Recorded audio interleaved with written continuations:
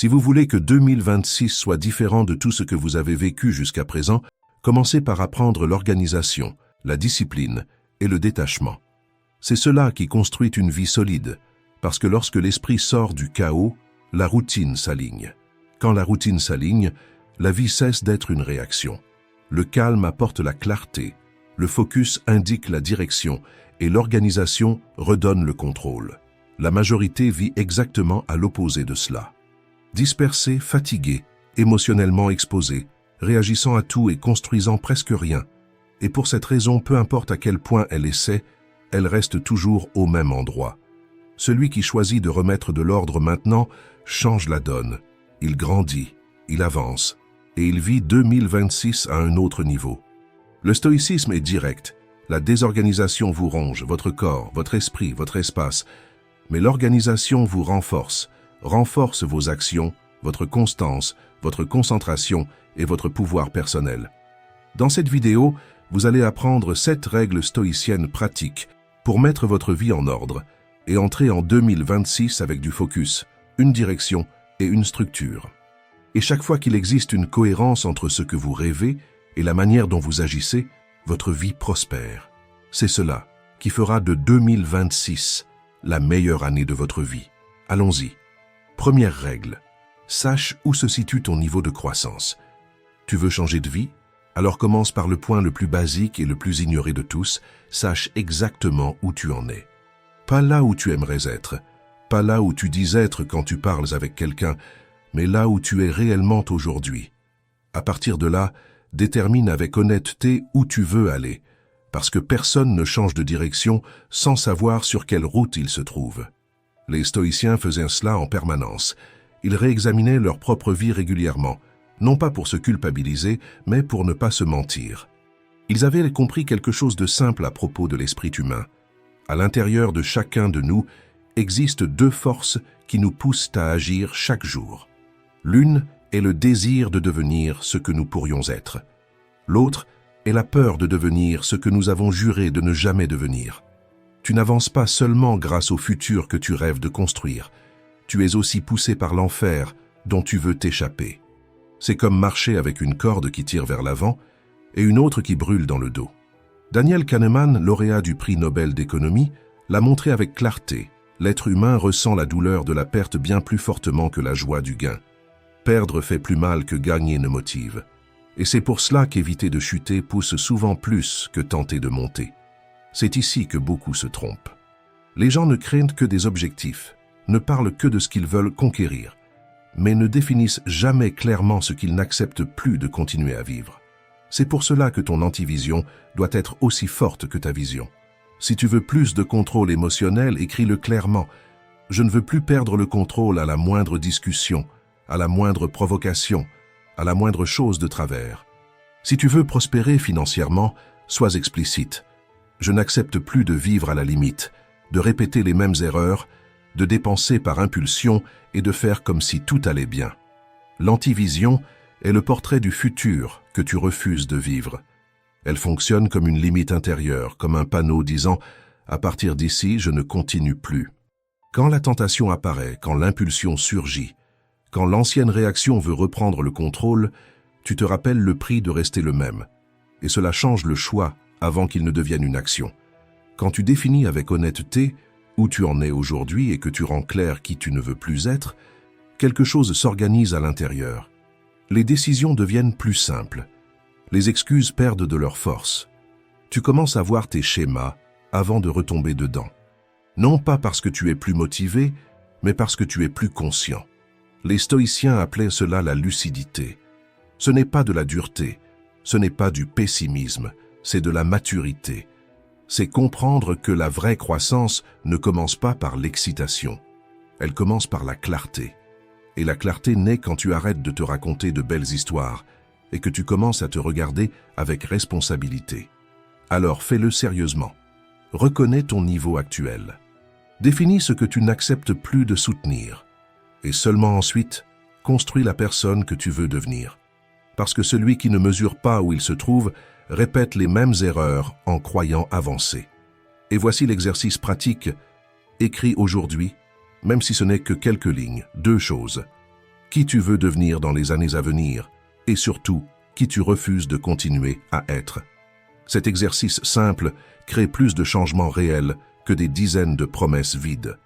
Si cette règle a fait sens pour toi, écris dans les commentaires, ce schéma s'arrête ici. Quand tu écris, tu cesses de traiter cela comme une idée et tu commences à le traiter comme une décision. Deuxième règle, un esprit clair et émotionnellement stable. Tu peux avoir un corps en forme, un compte bancaire en ordre, mais si ton esprit est en désordre, comme une pièce où tout a été jeté par terre, si tes pensées sont bruyantes, désorganisées et dominées par les émotions, tu resteras prisonnier, simplement à l'intérieur d'une prison invisible, construite jour après jour dans ta propre tête. Ce que personne ne te dit, c'est que les chaînes les plus lourdes ne sont pas visibles, elles sont mentales. Elles ne font pas de bruit, ne laissent pas de marque sur le corps, mais elles drainent ton énergie chaque jour, et tu peux vivre ainsi depuis des années, sans t'en rendre compte. Anxieux, réactif, insécure, distrait, perdu dans une mer de pensées qui ne s'arrête jamais, comme quelqu'un qui essaie de dormir avec une télévision allumée dans l'esprit, un esprit qui ne se repose pas, ne se tait pas et n'a pas de direction. Mais le stoïcisme est clair et il est là pour t'aider. Épictète disait « Le plus grand pouvoir est celui de se gouverner soi-même ». Cette phrase résume tout. Parce que tant que tu es gouverné par tes émotions, par la peur, par la colère, par le manque affectif ou par l'impulsion, tu resteras un esclave déguisé en homme libre, en train de réagir à tout mais de décider presque rien. Tu dois nettoyer ton esprit. Tu dois organiser tes pensées comme on ouvre des fenêtres après avoir vécu des années dans un lieu fermé, comme on nettoie une maison sale après un long abandon. Et cela n'arrive pas par hasard. C'est un travail quotidien, c'est une bataille silencieuse, c'est une vigilance intérieure. Ce n'est pas un grand événement, c'est une petite pratique, répétée chaque jour. Et voici une vérité dure. Ton instabilité émotionnelle n'est pas la faute des autres. Ce n'est pas celle de ton patron, de ton partenaire, de ton manque d'argent. Elle naît de l'absence de maîtrise intérieure. Et toi seul peux récupérer cela. Épictète enseigne cette idée puissante. La souffrance frappe à la porte sans prévenir. Tu ne choisis pas la visite, mais tu choisis qui tu deviens quand tu ouvres la porte. La plupart des gens vivent comme une feuille portée par le vent. Si quelque chose de mauvais arrive, ils s'effondrent. Si quelqu'un dit quelque chose, ils se lancent aussitôt dans des justifications. Si quelque chose ne se passe pas comme prévu, ils plongent dans le désespoir. Ils passent leur journée à éteindre des incendies émotionnels. Ce n'est pas vivre, c'est survivre. Avoir un esprit clair, c'est être capable de regarder à l'intérieur et d'y voir de la clarté, pas du chaos. C'est sentir une émotion apparaître, comme la colère, la jalousie, l'envie ou la peur, et lui dire « Je te vois, tu peux exister, mais ce n'est pas toi qui décides pour moi. » Cela, c'est de la force. Cela, c'est de la liberté. Tu veux une stabilité émotionnelle? Alors arrête de nourrir ce qui te déséquilibre. Réduis drastiquement ta consommation des réseaux sociaux. Ton esprit n'a pas été conçu pour fonctionner comme un fil infini. Il ne peut pas absorber chaque jour des centaines d'informations, de comparaisons, de tragédies et d'opinions sans tomber malade.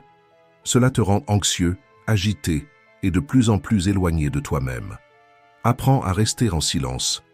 Prends 10 minutes par jour seul avec toi-même, sans téléphone, sans musique, sans rien, simplement à écouter tes pensées, sans les juger. Au début, cela paraît étrange, comme entrer dans une pièce sombre. Mais avec le temps, tu comprends. Le silence intérieur est un muscle et il doit être entraîné. Écris ce que tu ressens. Mettre sur le papier ou dans une note ce qui est coincé dans ton esprit, c'est comme vider une poubelle qui déborde à l'intérieur. Tu n'as pas besoin de montrer cela à qui que ce soit. Écris, comprends, organise. C'est un nettoyage émotionnel. Ne réagis pas immédiatement. Ressens, observe et réponds seulement après avoir réfléchi. Cela, c'est l'autocontrôle. Et l'autocontrôle est la clé pour ne pas devenir l'otage de ses propres émotions. Ton chaos intérieur ne sera résolu que lorsque tu arrêteras de vouloir contrôler le monde extérieur et que tu commenceras à maîtriser ce qui se passe en toi. Et ce n'est pas un processus rapide, ce n'est pas linéaire. Tu auras des rechutes, des pensées négatives, des mauvais jours. Cela fait partie de l'entraînement, ce n'est pas un signe d'échec. Mais si ton intention est sincère et si ton effort est constant, ton esprit deviendra ton allié. Et quand cela arrivera, plus personne ne pourra te manipuler, te provoquer ou te détruire. Parce que le véritable guerrier stoïcien gagne des batailles que personne ne voit. Pendant que tout le monde court après le statut, la validation et la distraction, toi tu seras en silence en train de nettoyer ton esprit, de renforcer ton monde intérieur et de reconstruire ta vie de l'intérieur vers l'extérieur. Et quand on te demandera pourquoi tu es si calme l'année prochaine, tu n'auras pas besoin d'expliquer. Souris simplement, écris en commentaire « Je choisis de maîtriser mon esprit » et commence aujourd'hui à vivre avec la clarté qui a toujours été à ta portée. Troisième règle. Mettez le corps, la santé et l'argent en ordre. Il n'y a pas de changement réel quand l'essentiel est négligé. Le corps, la santé et l'argent ne sont pas des détails, ce sont la base. Quand cette base s'effondre, tout le reste devient survie. Et survivre, ce n'est pas vivre. Tant que ces trois domaines seront dans le chaos, vous continuerez à avancer en traînant les pieds, même avec les meilleures intentions. C'est comme essayer d'accélérer une voiture avec le réservoir vide et un pneu crevé. Épictète disait « Décide qui tu vas être. Ensuite, accepte de perdre des habitudes, des personnes et du confort.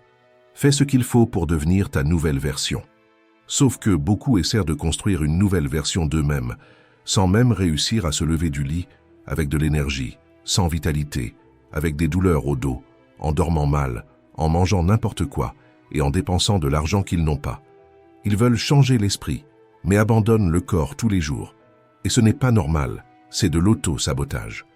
Réfléchis avec moi. Comment veux-tu créer de la discipline si tu n'arrives même pas à réguler ton sommeil? Comment vas-tu atteindre tes objectifs si tu vis fatigué, inflammé, anxieux et irritable? Comment vas-tu prospérer si chaque centime qui entre te glisse entre les doigts le jour même? C'est comme essayer de remplir un seau percé en faisant semblant que le problème vient de la quantité d'eau. Le corps, la santé et l'argent sont la base de ton temple. C'est le sol sur lequel tu marches chaque jour. Et si la base est fissurée, aucune philosophie ne tiendra très longtemps. Tes muscles ne sont pas seulement une question d'esthétique, ils sont une résistance mentale manifestée dans le physique. Ton alimentation n'est pas une question de régime, c'est une manière d'honorer ton propre corps. Ton argent n'est pas seulement une ressource, c'est la liberté, le choix, la structure. Tu peux lire tous les livres du monde, regarder des vidéos sur le développement personnel. Mais si ta vie est désorganisée dans ces trois domaines, tu continueras à vivre en conflit avec toi-même. C'est une lutte quotidienne entre ce que tu sais et ce que tu vis. Sénèque disait déjà « Pendant que tu remets la vie à plus tard, elle passe sans demander la permission. » Alors voici un conseil honnête. Commence aujourd'hui un protocole de discipline physique. Tu n'as pas besoin de devenir athlète, mais bouge. Fais les bases correctement. Fais comprendre à ton corps que tu es encore en vie. La force de ton esprit se reflète dans ton corps. Fais quelque chose chaque jour, même quelque chose de petit. N'attends pas la motivation, construis le mouvement.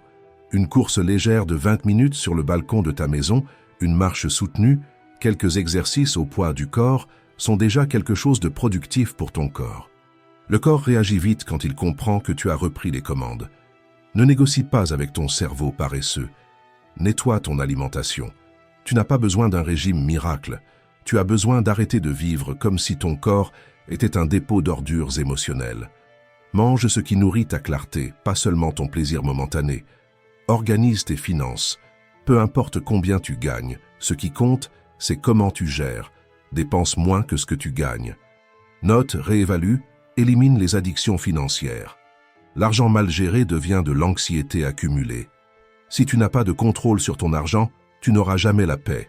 Tu deviendras prisonnier des factures, des patrons, des décisions prises dans l'urgence. Cette partie fait mal.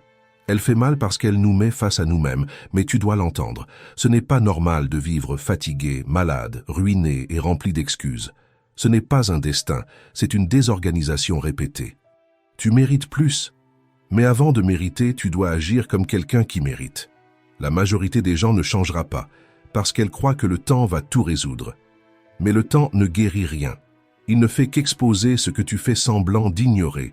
Le temps ne répare pas, il révèle. Alors mets ton corps, ta santé et ton argent en ordre comme si ta vie en dépendait, parce qu'elle en dépend. Pas demain, pas quand il restera du temps, mais maintenant. Et si tu m'écoutes avec attention, écris ici en commentaire. En 2026, je serai fort, en bonne santé et prospère, parce que j'ai repris le contrôle. Enregistre cette phrase, écris-la, relis-la, et agis chaque jour comme quelqu'un qui a décidé de ne plus jamais s'abandonner. 4e règle, détache-toi de ce qui te ralentit. S'il existe quelque chose qui empêche la majorité des gens de changer vraiment, ce n'est pas le manque de talent, ni le manque d'opportunités. C'est l'attachement. L'attachement aux personnes, aux habitudes, aux environnements, aux vieilles histoires qui auraient déjà dû être enterrées depuis longtemps. C'est comme essayer de courir avec un sac à dos rempli de pierres sur le dos. Le problème, c'est que tu essaies d'avancer en portant du poids mort. Personne n'avance ainsi. Il n'y a pas de progrès quand tout ce que tu fais, c'est traîner le passé. Tu restes accroché à des souvenirs d'il y a 10 ans. Il y a d'anciennes versions de toi qui n'existent plus, mais que tu t'obstines à maintenir en vie par peur de changer. Lâche prise, vis le présent et permets à l'avenir de trouver l'espace nécessaire pour apporter quelque chose de meilleur. Sénèque a écrit quelque chose qui semble avoir été fait pour toi. Rien n'empêche davantage le progrès que de s'attacher à ce qui ne sert plus. Mais toi, tu insistes. Tu insistes à maintenir des relations qui te vident, des habitudes qui te rendent malade, des conversations qui te blessent, des routines qui te retardent, même en sachant que chacune d'elles te coûte de l'énergie, du temps et de la paix. Tu insistes à être fidèle à ce qui te détruit, comme si tu avais une obligation morale envers ta propre souffrance, comme si souffrir était une preuve de loyauté. Et voici une vérité qui fait mal, mais qui libère. Si tu ne laisses pas partir ce qui te ralentit, 2026 sera identique à toutes les autres années de ta vie. Et tu le sais, ce n'est pas un manque de conscience, c'est de la peur d'être seul, la peur de te détacher de ton ancienne identité, la peur d'assumer la responsabilité de la vie que tu as toujours voulu, parce que cela exige des renoncements. Mais rester là où tu es fait aussi mal. La différence, c'est que cette douleur-là, tu la connais déjà.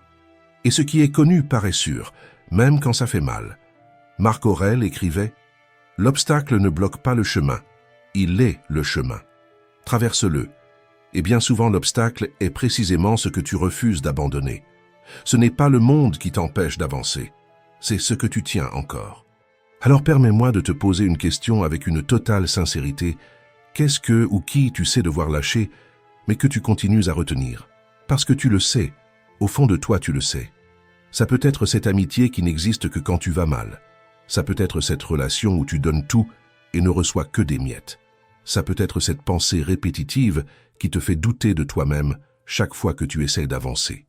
Ça peut être cette routine paresseuse qui vide tes journées sans que tu t'en rendes compte. Ça peut être ce travail qui paie les factures, mais détruit ton esprit peu à peu. Ça peut être cette ancienne version de toi qui refuse de disparaître, alors qu'elle ne sert déjà plus à la personne que tu es en train de devenir. Et tant que tu ne romps pas, tu resteras prisonnier d'un cycle qui ne t'appartient plus. Se détacher n'est pas de la froideur, c'est du respect de soi. Se détacher, c'est dire « ma vie vaut plus que ça ». C'est se choisir soi-même sans s'excuser. Le stoïcisme ne t'a jamais demandé de couper les liens de manière insensible. Il enseigne seulement que tout est temporaire, toi compris. Et si tout est temporaire, rien ne peut être une possession, ni les personnes, ni les histoires, ni les identités. L'attachement transforme ce qui est passager en prison. Épictète le renforce avec force. Arrête d'exiger que la vie t'obéisse. Apprends à t'aligner avec elle, et ce qui se passe maintenant est clair. L'univers te demande d'avancer, mais toi tu continues à regarder en arrière, et on ne peut pas marcher en regardant dans le rétroviseur. Et il y a quelque chose de très sérieux ici. Si tu ne lâches pas ce qui te ralentit, ce qui est destiné à être tien n'arrivera jamais, parce qu'il n'y a pas de place. Tu es rempli de vieilles choses qui occupent la place du nouveau. Se détacher fait mal, parce que ça brise un lien émotionnel, pas rationnel. C'est comme arracher un pansement collé depuis des années. C'est une blessure invisible, mais c'est une blessure qui cicatrise. Et quand elle cicatrise, tu te rends compte que tu aurais dû le faire il y a des années. La vie ne s'améliore pas quand tu ajoutes des choses. La vie s'améliore quand tu enlèves ce qui pèse. Alors fais-le pour toi. Quitte les environnements où tu ne grandis pas. La croissance n'arrive pas sur un sol toxique. Éloigne-toi de ceux qui volent ton énergie. Les personnes qui te drainent n'ont pas leur place dans ton 2026. Lâche la culpabilité. Elle ne change pas le passé. Elle détruit seulement le présent. Abandonne les habitudes qui te maintiennent dans l'ancienne version. Tout changement exige une mort intérieure. Permets-la. Pardonne et avance. Pas pour l'autre, mais parce que tu mérites la paix.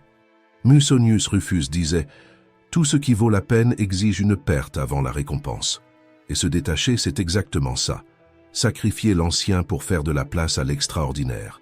Quand tu lâcheras ce qui te ralentit, tu ressentiras quelque chose que tu n'as pas ressenti depuis longtemps. La légèreté. Tu respireras différemment, tu penseras différemment, tu marcheras différemment. Ton visage change, ton regard change, ton avenir change. Parce que quand la charge tombe, l'esprit se relève. Maintenant écrit ici avec intention et engagement, je choisis de lâcher ce qui me ralentit et de prendre ma vie en main. 5e règle. Crée ta nouvelle version. Arrête de t'expliquer et commence à agir. As-tu déjà remarqué que plus les gens parlent de changement, moins ils changent réellement? C'est presque une loi invisible du comportement humain. La bouche travaille pendant que la vie reste immobile. C'est comme tourner la clé de la voiture sans jamais avancer. Et c'est pour ça que tant de personnes passent leur temps à promettre, annoncer, planifier, dire que cette fois c'est la bonne, mais que rien ne se passe jamais. Le discours devient un substitut de l'action. Le stoïcisme est sévère sur ce point. La vertu ne se proclame pas, elle se vit. Et Marc Aurèle disait quelque chose qui devrait être gravé dans l'esprit de ceux qui vivent de promesses. Il a écrit « Ta philosophie doit apparaître dans ton comportement, pas dans ton discours. » Autrement dit, le monde ne veut pas entendre qui tu vas devenir. Il veut voir qui tu es devenu, même si tu n'expliques jamais comment tu y es arrivé. Et voici une vérité que tu n'as peut-être jamais entendue aussi directement. Si tu avais fait la moitié de ce que tu as dit ces 5 dernières années, ta vie serait aujourd'hui méconnaissable. Ton corps, tes choix, ta routine et même tes relations seraient différents. Mais ce n'est pas le cas, parce que tu parles trop, tu expliques trop, tu rêves trop et tu agis trop peu. Et ce n'est pas une attaque, c'est une invitation à entrer dans la période la plus puissante de ta vie. La phase où personne ne sait, mais où tout change. La phase du silence. Le silence n'est pas l'absence de son, c'est la présence du focus. C'est comme couper le bruit extérieur pour entendre ce qui doit réellement être fait. C'est le moment où tu fermes la porte au monde et où tu allumes la lumière de la construction. Quand tu parles trop de tes objectifs, ton cerveau ressent une fausse sensation de récompense. Tu crées l'illusion que tu avances, alors qu'en réalité, tu es immobile. C'est comme poster la photo de la course sans courir. Tu racontes ton plan d'entraînement et tu as l'impression que ça compte déjà comme de l'exercice. La vraie vie ne fonctionne pas comme ça. Ta nouvelle version ne naît pas de ton discours. Elle naît de ta routine, de ce que tu fais quand personne ne regarde. Sénèque disait « La véritable liberté, c'est de vivre en accord avec sa nature. » Mais toi, tu vis encore selon la nature des autres. Tu annonces pour être validé. Tu montres ce que tu vas faire pour recevoir des applaudissements que tu n'as pas encore mérités. Tu cherches un encouragement extérieur parce que tu es déconnecté de ta propre force intérieure. Et pendant que tu parles vers l'extérieur, tu abandonnes l'engagement à l'intérieur. C'est pour ça que ta nouvelle version n'arrive jamais. Elle est étouffée par l'excès de mots. Tu veux créer une version méconnaissable de toi-même. Alors voici la clé. Travaille en silence. Surprends par le résultat. Ne dis à personne que tu vas commencer la salle de sport. Vas-y, simplement. Ne dis pas que tu vas changer ton alimentation. Change-la. N'explique pas que tu ajustes ton comportement. Laisse la constance parler pour toi. Deviens simplement quelqu'un d'impossible à ignorer, parce que quand tu fermes la bouche, tu écoutes. Quand tu écoutes, tu comprends. Quand tu comprends, tu agis. Et quand tu agis, tu changes. La phase la plus belle de la construction personnelle est justement la plus invisible, la plus solitaire, celle où personne ne te reconnaît, personne ne te félicite, personne ne te regarde. Il n'y a que toi, luttant chaque jour contre tes anciennes versions, enfermé dans ton propre silence, là où il n'y a pas d'applaudissements, seulement de la responsabilité. Et c'est là que la véritable transformation se produit. Ton corps change sans bruit, ton esprit se renforce sans annonce, ton comportement s'ajuste sans avertissement, et, un jour inattendu, les gens vont te regarder et dire « Tu as changé, qu'est-ce que tu as fait ?» Et toi, tu les regarderas simplement, et tu répondras « Tu n'en as aucune idée », parce que tu sais que ça ne s'est pas produit maintenant. Ça s'est construit tous les jours où tu as choisi le silence. Marc Aurèle a écrit dans ses Pensées pour moi-même « Fais ce que la nature exige de toi, sans te soucier de savoir si quelqu'un le verra. Et la nature exige que tu agisses, pas que tu parles. À partir d'aujourd'hui, traite tes plans comme quelque chose de sacré. Et les choses sacrées ne s'exposent pas, elles se protègent. Fais de ta vie un temple. Fais de tes objectifs une promesse silencieuse. Fais de 2026 l'année où tu deviens méconnaissable, non pas parce que tu l'as annoncé, mais parce que tu l'as fait. Maintenant, écris ici. Ma nouvelle version se construit en silence. Si ça t'a touché, c'est que le changement a déjà commencé. 6e règle. Définis des limites claires et fais-les respecter. Il arrive un moment dans la vie où tu dois t'arrêter et te demander, avec honnêteté, jusqu'à quand vais-je laisser les autres décider de ce que je ressens? Parce que la vérité, c'est que, même si tu essaies de paraître fort, occupé, équilibré, au fond, tu te sens épuisé comme quelqu'un qui porte trop de poids depuis trop longtemps. Ce n'est pas un manque de temps, c'est un excès d'attaque. Trop de personnes, trop de bruit, trop de demandes. Et toi, au milieu de tout ça, presque comme un territoire sans clôture, où n'importe qui entre, donne son avis, exige, épuise, consomme et s'en va, sans jamais demander s'il peut rester. Et tu sais pourquoi? Parce que tu n'as pas encore appris à poser des limites. Celle qui commence par une phrase simple mais puissante « Je me respecte ». Sénèque disait que l'esprit se rapetisse lorsqu'il accepte moins que ce qu'il mérite. Et peut-être que c'est exactement ce qui t'arrive, non par faiblesse, mais par habitude. Tu t'es fait plus petit pour rentrer dans l'espace des autres. Tu t'es adapté, tu t'es tu t'es culpabilisé. Tu as essayé d'être utile tout le temps, présent tout le temps, tout pour tout le monde. Tu as commencé par de petites exceptions, et aujourd'hui tu vis dans des concessions permanentes, et tu as oublié d'être toi-même. Mais la vérité est simple. Personne ne respectera tes limites tant que tu ne les respectes pas d'abord. C'est comme une maison sans mur. Si tu ne construis pas de portail, n'importe qui entre. Si tu ne fermes pas la porte, n'importe quelle énergie s'installe. Et ta vie est devenue exactement cela. Un endroit où tout le monde passe mais que personne ne protège. Une maison aux portes ouvertes, où tu essaies de sourire pendant que tu sens ton énergie être volée jour après jour. Il est temps de relever les murs. Et ici, un mur n'est pas une mise à distance, c'est une protection. Ce n'est pas de l'isolement, c'est de la clarté. C'est décider de ce qui entre et de ce qui reste dehors. Poser des limites, c'est comme régler la lumière dans une maison. Quand tout est allumé, tu vois tout clairement. Mais si la lumière est faible, tu trébuches, tu te cognes, tu te fais mal. Et la limite, c'est ça. La lumière qui te permet de voir où l'autre s'arrête et où toi tu commences.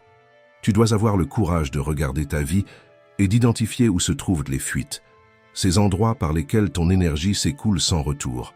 Peut-être que c'est cet ami qui ne te cherche que lorsqu'il a besoin de quelque chose, qui disparaît quand toi tu as besoin et qui revient comme si rien ne s'était passé. Peut-être que c'est cette famille qui s'estime en droit de donner son avis sur tout. Peut-être que c'est ce supérieur qui dépasse les horaires, l'éthique, les limites du respect, et qui normalise tout cela comme si ça faisait partie du jeu. Peut-être que c'est toi-même qui t'exige trop, qui te culpabilise trop, qui te sacrifie trop, qui te maltraite, comme si le repos était une faute et non une nécessité. Et alors tu te demandes, mais si j'éloigne les gens? Et moi je te dis, si ta limite éloigne quelqu'un, cette personne n'a jamais été avec toi.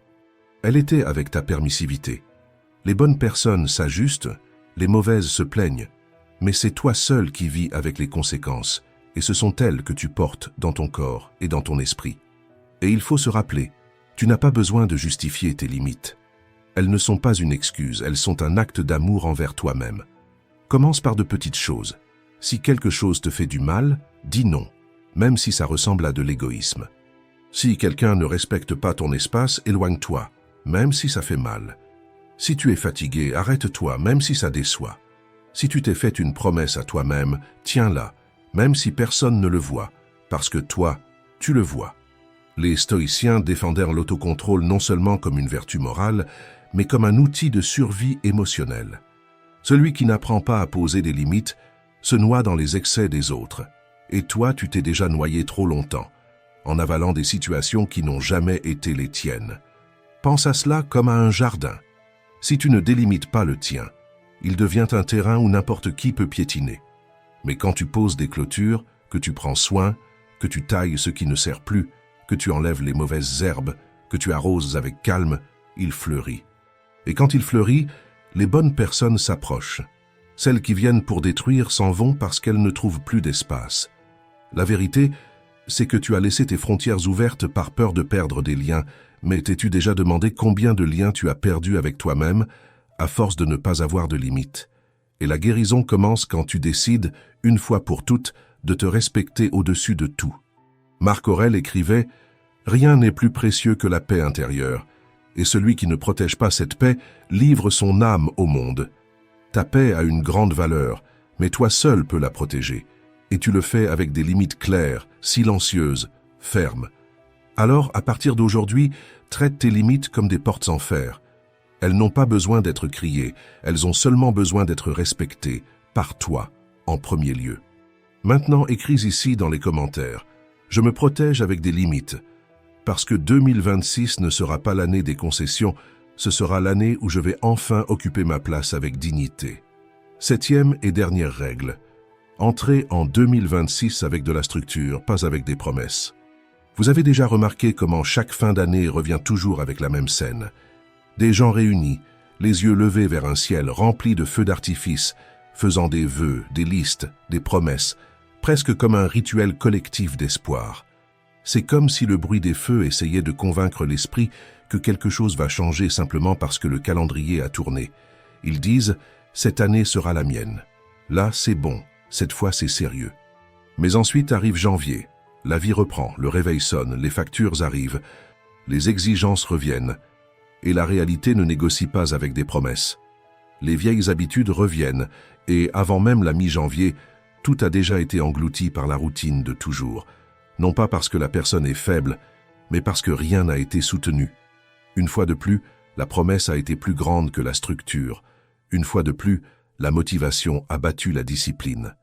Une fois de plus, le personnage du « moi changé » est apparu.